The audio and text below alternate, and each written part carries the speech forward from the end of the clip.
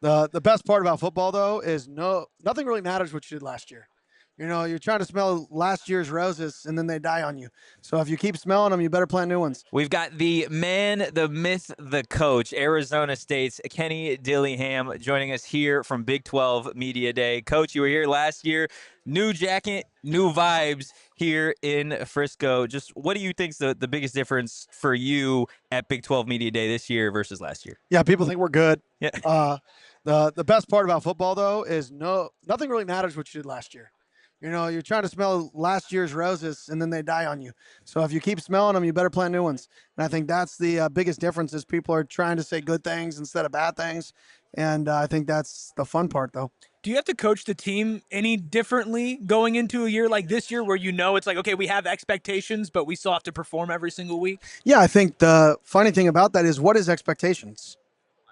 When people say expectations are external. Like the only expectation of our program is to be the very best version of yourself every day, all the time. Compete. If you compete, you want to win. They're like, if you lose, you lose. There's no solace in losing. So compete, compete, compete. So I think expectations aren't real to us because we don't talk about them. I don't care if we're picked to win 9 games, 2 games, 1 game, 10. It's irrelevant. Be the best version of us.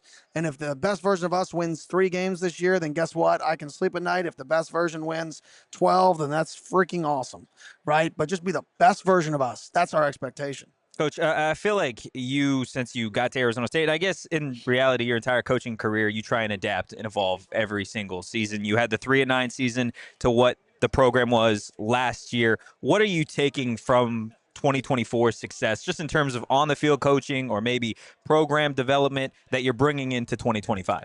Yeah, I think the biggest thing I learned is really leaning in on the players to lead. You know, everybody talks about a player-led team and a player-led program, and I think last year uh, I got more comfortable letting those guys and letting our players really lead the team, really listening to what they say and doing what they say. And I think that there's nothing bigger than that than X giving our pregame speeches and talking and us coming in and saying, "Do we need an off day?" And I'm like, "I don't think we need an off day." And our leadership council saying, our guys are tired. We need to slow it down today or tomorrow, whatever that day is." And me sitting and listening and being like, "Okay, let's do it." And I think we played our best football at the end of the year. And a lot of that was just simple as listening to our players. So I'd say that is the number one thing I'll take into this next year is listening to the players. Coach, this might be breaking news to you, but you have some pretty damn good players on the team, and a lot of guys that are vying for a lot of individual accolades, right? Whether it's this season, a Heisman, a Blitnikoff, right, an All-American, or beyond, like going in the first round of the NFL draft. Is it easier or harder for a team to come together when there are a lot of guys that are going for also like, hey, you're up for this individual accolade as well? Yeah, I think the biggest thing about individual accolades is nobody gives an individual accolade to a team 4-8. So if you want to win individual accolades, you better win football games. And the moment you start thinking that your individual accolade will come in spite of team success is the moment that you'll never hit an individual accolade. Nobody wins the MVP in a pro sport on a bad team. The MVP is on one of the better teams.